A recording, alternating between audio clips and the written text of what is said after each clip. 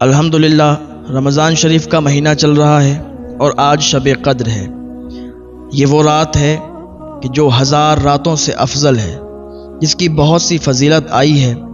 حضور پاک صلی اللہ تعالیٰ علیہ وسلم آپ سوچ رہے تھے کسی کی 1000 سال، کسی کی 1200، کسی کی 900 سال ایسے عمر ہوئی ہے، تو ان کی عبادتیں زیادہ ہوں گی، میری امت کی عبادتیں کم ہوں گی۔ حضرت جبریل آئے، اللہ رب العزت نے حضرت جبریل کو بھیجا، اے محبوب آپ افسردہ کیوں ہیں؟ امت کو ماہ رمضان میں ایک ایسی رات عطا کریں گے جو 1000 راتوں سے افضل ہوگی، جو شب قدر ہوگی، اور شب قدر میں جو عبادت کرے گا تو اسے 80 سال عبادت کرنے کا ثواب عطا کیا جائے گا۔ ذرا آپ اندازہ لگائیں کہ ہمیں یہ رات عطا ہوئی ہے اللہ کے فضل و کرم سے، تو اس کا ثواب کتنا ہے؟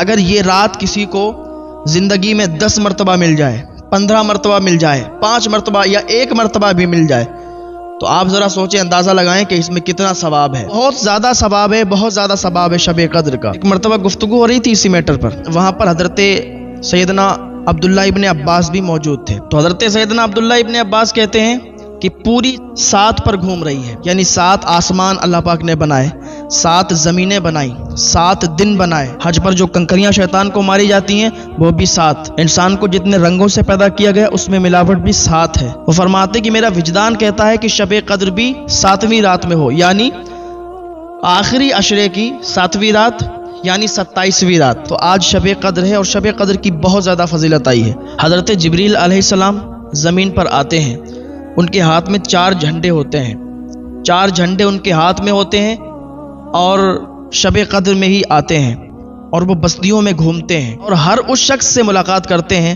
جو شب قدر میں عبادت کرتا ہوتا ہے۔ پھر یہاں سے جب واپس جاتے ہیں پہلے آسمان پر، فرشتے پوچھتے ہیں کہ کہاں گئے تھے؟ تو کہتے ہیں کہ زمین پر گئے تھے۔ کہا زمین پر امت محمدیہ کو کس حال میں تم نے پایا؟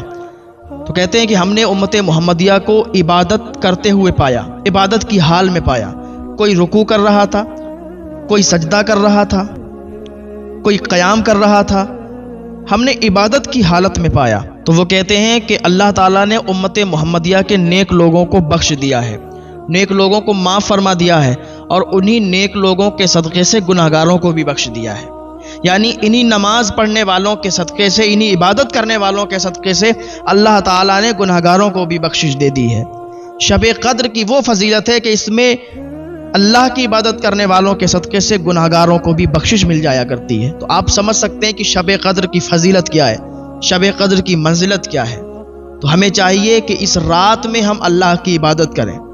ویسے عبادت کا ہر دن ہے، ہر رات ہے، لیکن ذرا اہتمام کیا کریں اس رات کا، انتظار کیا کریں اس رات کا۔ یہ رات بہت بابرکت ہے، 1000 راتوں سے افضل ہے۔ شب قدر 1000 راتوں سے افضل ہے۔ 80 سال کی عبادت کرنے کا ثواب اس رات میں عطا کیا جاتا ہے۔ ایک نفل ادا کرنے کا ثواب فرشتے پر لگا دیتے ہیں، اور جس کے پر لگ جائے تو سمجھ لو کہ اللہ تعالیٰ اسے جنت عطا فرما دے گا۔ حضرت عائشہ صدیقہ رضی اللہ تعالی عنہا نے حضور پاک صلی اللہ تعالیٰ علیہ وسلم سے پوچھا کہ شب قدر میں ہمیں کیا کرنا چاہیے؟ اگر مجھے شب قدر مل جائے تو میں کیا کروں؟ تو حضور پاک صلی اللہ تعالیٰ علیہ وسلم نے ارشاد فرمایا، اللہم انک عفو تحب العفو فاعف عنی، کہ اے اللہ بے شک تو معاف فرمانے والا ہے، معافی کو پسند کرتا ہے، تو اے اللہ ہمیں بھی معاف فرما دے۔ حدیث سے یہ معلوم چلا کہ شب قدر میں مانگی ہوئی دعاؤں کو رد نہیں کیا جاتا ہے، بلکہ شب قدر میں مانگی ہوئی دعاؤں کو قبول کیا جاتا ہے اور اللہ اپنے بندوں کی مغفرت فرماتا ہے۔ اور ابن عباس رضی اللہ تعالیٰ عنہما فرماتے ہیں کہ شب قدر میں زمین پر اتنے فرشتے آتے ہیں کہ زمین تنگ ہو جاتی ہے۔ اور حضرت علی رضی اللہ تعالیٰ عنہ فرماتے ہیں کہ جو شخص شب قدر میں 7 مرتبہ سورہ قدر پڑھ لے تو اللہ تعالیٰ اسے ہر آفت اور ہر مصیبت سے محفوظ فرما دیتا ہے۔ 70,000 فرشتے اس کے لیے جنت کی دعا کرتے ہیں۔ اس رات میں کچھ نمازوں کا اہتمام کریں، کچھ وظائف کا اہتمام کریں، جیسے شب برات میں آپ نے نمازوں کا اہتمام کیا، وظائف کا اہتمام کیا۔ یہ بھی مقدس رات ہے اور اس میں زیادہ سے زیادہ آپ اللہ کی عبادت کریں۔ ایسے ہی آپ مغرب کی نماز ادا کریں، مغرب کے فوراً بعد آپ اوابین کی نماز پڑھ لیں۔ اوابین کا طریقہ آپ کو معلوم ہی ہوگا، لیکن مزید میں اور آپ کو بتا دوں، اوابین 6 رکعت پڑھیں، 2 رکعت کر کے۔ اور نیت ویسے ہی باندھ لیں، دل میں ارادہ کر لیں، یا بس اتنا کہہ دیں کہ اوابین کی نماز ادا کر رہے ہیں۔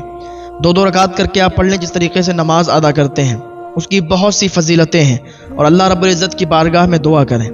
اس کے بعد آپ عشاء کی نماز ادا کریں، عشاء کی نماز کے بعد پھر اور نمازوں کی شروعات کر دیں۔ عشاء سے پہلے آپ اوراد و وظائف میں لگ جائیں، عشاء کی نماز ادا کریں، عشاء کی نماز کے بعد آپ صلاۃ التسبیح ادا کر لیں۔ بہت آسان طریقہ ہے، اس کو بھی مزید بتانے کی تو ضرورت ہوگی نہیں، جیسا کہ آپ سبھی کو معلوم ہی ہے۔ یہ حضور پاک صلی اللہ تعالیٰ علیہ وسلم نے فرمایا کہ زندگی میں ایک مرتبہ تو پڑھ ہی لینا چاہیے، اور اگر پڑھیں تو ہر دن پڑھیں، یا مہینے میں ایک بار، یا ہفتے میں ایک بار، یا سال میں ایک بار، یا پھر زندگی میں ایک مرتبہ۔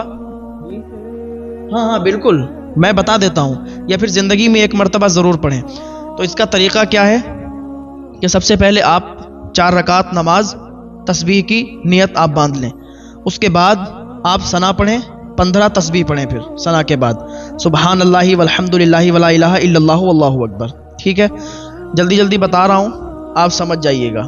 اس کے بعد آپ کو الحمد شریف پڑھیں، ایک سورت ملائیں، اس کے بعد 10 مرتبہ یہی تسبیح پڑھیں، پھر آپ رکوع کریں، 10 مرتبہ پڑھیں، پھر آپ رکوع سے کھڑے ہوں، 10 مرتبہ یہی تسبیح پڑھیں، پھر آپ سجدے میں جائیں، 10 مرتبہ پڑھیں، سجدے سے اٹھیں، 10 مرتبہ پڑھیں، پھر سجدے میں جائیں، 10 مرتبہ پڑھیں۔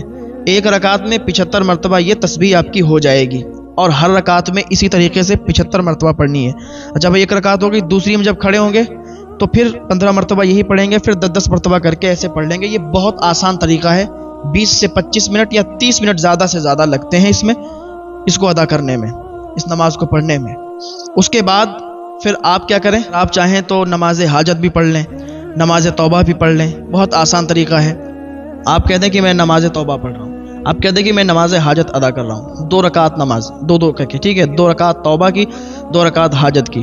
اللہ رب العزت کی بارگاہ میں ہاتھ اٹھا کر دعا مانگیں، جو بھی آپ کے بگڑے ہوئے کام ہوں، بنتے نہ ہوں، اللہ کی بارگاہ میں فریاد کریں۔ اور دعا مانگنے کا طریقہ یہ ہے، بہت عاجزی کے ساتھ، جس طریقے سے آپ کو آتا ہے اس طریقے سے آپ دعا مانگیں۔ یہ نہیں کہ یا اللہ تو چاہے تو عطا کر دے، تو چاہے تو یہ کر دے، تو چاہے تو وہ کر دے، ایسا نہیں۔ غرور اور تکبر بالکل شامل نہ ہو، غرور اور تکبر تو ایسے ہی جائز نہیں ہے، لیکن اللہ رب العزت کی بارگاہ میں اگر آپ عاجزی سے مانگیں گے اور اس کی بارگاہ میں اگر تکبر کریں گے تو پھر تمہاری دنیا بھی تباہ ہو جائے گی، تمہاری آخرت بھی برباد ہو جائے گی۔ اللہ رب العزت کی بارگاہ میں بہت عاجزی کے ساتھ دعا کریں۔ یہ نہیں کہ اللہ تو اگر چاہے تو عطا کر دے، اس کے خزانوں میں کوئی کمی نہیں ہے بھائی، وہ چاہے گا تو عطا کر دے گا۔ آپ اس طریقے سے دعا کریں کہ یا اللہ تیرے خزانوں میں کوئی کمی نہیں ہے، یا اللہ میرا بگڑا ہوا کام نہیں بن رہا ہے، یا اللہ میرا بگڑا ہوا کام بنا دے۔ آپ کا کوئی منصوبہ ہے تو کہہ دیں یا اللہ میرے منصوبے کو پورا فرما، یا اللہ مجھے یہ عطا فرما، یا اللہ مجھے وہ عطا فرما۔ جس طریقے سے آپ کی دعا ہے، جو بھی آپ کا منصوبہ ہے، جو بھی آپ کی آرزو ہے، وہ اللہ رب العزت کی بارگاہ میں عاجزی کے ساتھ مانگیں، اللہ تعالیٰ عطا فرمائے گا۔ یہ شب قدر ہے، یہ بابرکت رات ہے، اللہ پاک اس رات کے صدقے سے آپ کی دعا کو قبول فرمائے گا۔ اس کے بعد آپ اوراد و وظائف میں لگ جائیں، اوراد و وظائف کریں، یا حیو یا قیوم کی 5 تسبیح پڑھ لیں آپ، یا شافی یا کافی کی 5 تسبیح پڑھ لیں آپ، یا اللہ یا رحمان کی 5 تسبیح پڑھ لیں، یعنی 500 مرتبہ۔ درود شریف 1000 مرتبہ پڑھ لیں، یا اس سے زائد جتنا ہو سکے زائد آپ پڑھ لیں، میں تو مختصر کر کے بتا رہا ہوں۔ یا غنی یا مغنی یا واسط یا رزاق 500 مرتبہ پڑھ لیں آپ۔